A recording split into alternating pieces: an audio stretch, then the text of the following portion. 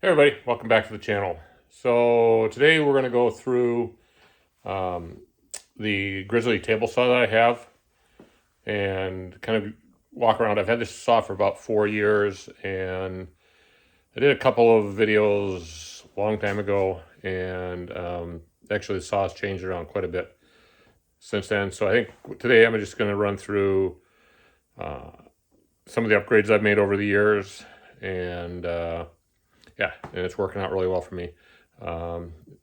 We will be going back to the kitchen build here shortly, and there's some other videos coming up on something completely different. So look forward to that. So let's get into the video here. So to start out with, this is the G1023 RL saw. This is I believe it's a 3-horse cabinet saw from Grizzly. So that's what I started out with a couple years ago. I did put a mobile base on it. And then some of the things that we've started out with, one of the latest things I've done is I've added this sliding table. And that's the W1822 from ShopFox. This is no longer available. They've stopped production on it. It does allow me to come back and I can do 4-foot cuts in this direction for sheet goods. I use that quite a bit. So one of the issues with the saw is this part right here. And there's nothing they can do with that, but in order to get that 4-foot travel back, that's what needed to be there. But I run into that periodically. And the other thing is I need to remove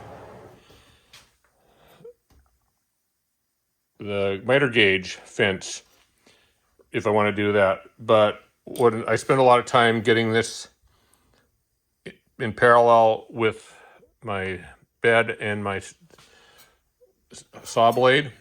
So when I come back afterwards, if I pull it off, I can just drop this on, align it with the edge. I've done 48-inch rips on sheet goods off this thing, and it is dead true. I just have to remember to do that when I do that. So that was one of the latest things I've done. Really happy with that over a miter sled or something else like that. So one of the other things I added on was this very cool, VerySuperCool Tools. Alan, and I believe he's down in Texas. I ordered out this fence. It is aluminum and it has T-track fittings in there. Also allows me to put the jessem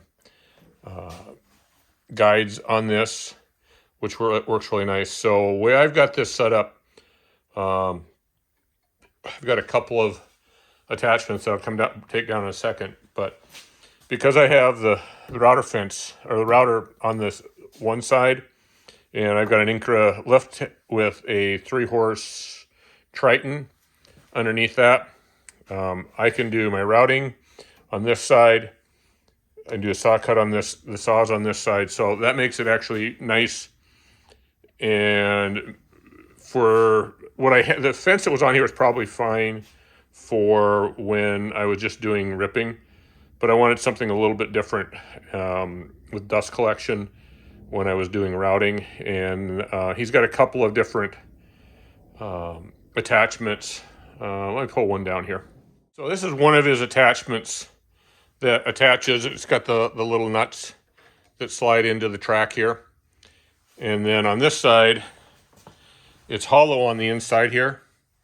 So that goes over top of the bit here and then draws, it's sealed up on this end, but then it draws up. So I've got 4-inch dust collection on this side, which I'll take from my saw and transfer over that when I need to. It's really great dust collection on that. I do have another one that I made that actually is a 2-piece that lets you go in and out if you've got a bigger blade. So if you got something bigger than this, I don't think I built it. I don't think I've ever used it. So this works out pretty well. You can build, it's set up that you can put a little sacrificial fence in here if you want to do that. I just haven't done it. The dust collection works really well the way it is, so why bother? So that's that. And then I have, for these tools, or for the little screws, I've got the little attachment here, and I can go in and install and take those out. So that works pretty well. You might see a little Wixie. I don't ever use that. I bought it originally, and I just don't use it. I found I can get close enough with this to set it where I need to. So thought it was a cool idea. I wouldn't put it back on again if I was going to do another saw. So the other thing that I've done is I got rid of and upgraded the dust collection. This is Shark Guard. I originally had the 2-inch version of it, but when I wanted to switch over and do the 4-inch for the router, I wanted to put 4-inch here. So I went from the 2-inch. The 2-inch would work perfectly fine for dust collection, but I wanted to have it so I could use it either one. So this comes off, goes over there. That works really well. I really like this. I've in the past bad, like a lot of people, of not using guards around their table saw for years. I never did. I will hardly ever now cut without this on here. The only time I will do that is if I'm going to do some dados or something like that. But generally that is on all the time, and that's hooked up to my dust collection. So speaking of dust collection, I've got coming up here, I've got a blast gate up there coming down for this down. And then in the back here, we'll just take a quick look. I've got a clear view system coming up, and it branches out into different things. So this comes out, and there's 2 drops coming to the saw. So we've got one coming down in here. This one feeds the router when I need be, but generally it lives on here all the time. And then for the bottom of the saw, it comes down to a Y down here, and then I've got 2 blast gates. So the bottom one is a blue one. That's the one that goes directly into the back of the table saw. And the clear one here, that goes around to the other side to the router table. So I can have downdraft on the router table. So we'll go around and take a look at that. So I built this little, just a little shop cart. I've got all my router bits, spare router stuff in there. And then kind of the stuff I need, I've got the tool to adjust the Incra things, the fences or wrenches to take that on off. But this comes off, and what you can kind of see through here is that hose comes from behind there and then hooks up into here. Pull this off.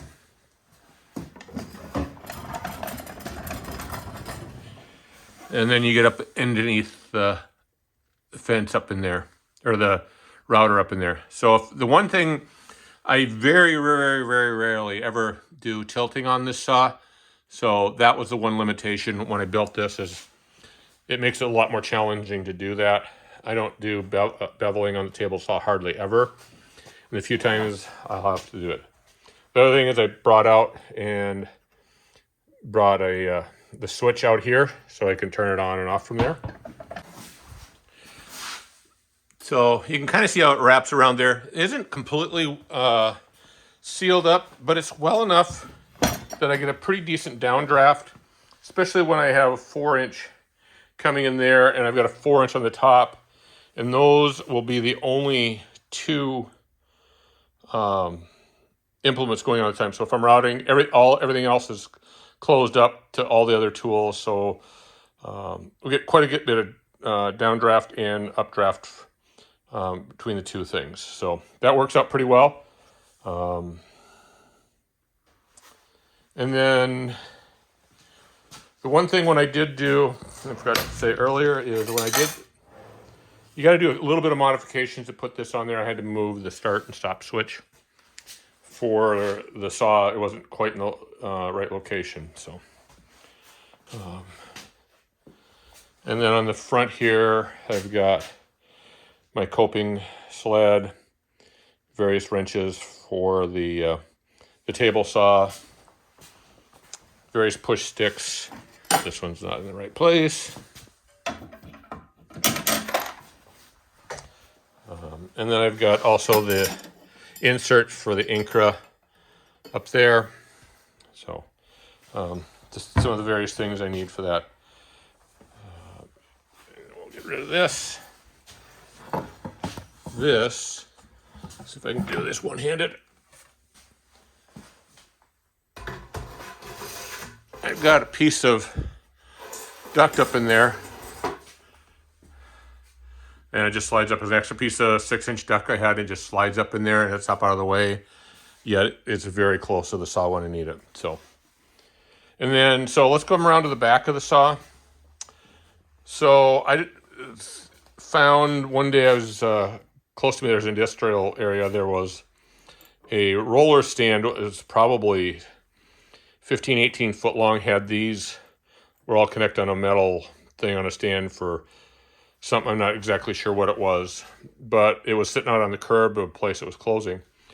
So I grabbed all of these and then just built this little frame.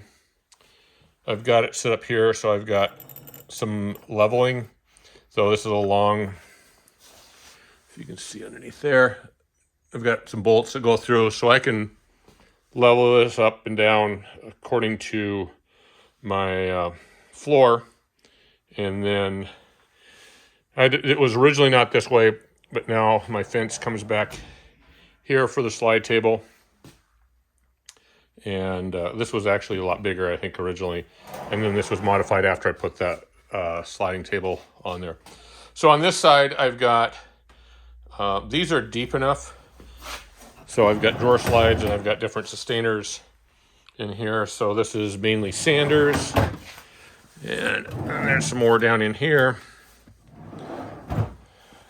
Some more Systainers in there, some dead storage, and then I've got a power feeder in there. So yeah, so a lot going on in this saw, and yeah, I'm pretty happy with this saw over the years, and yeah.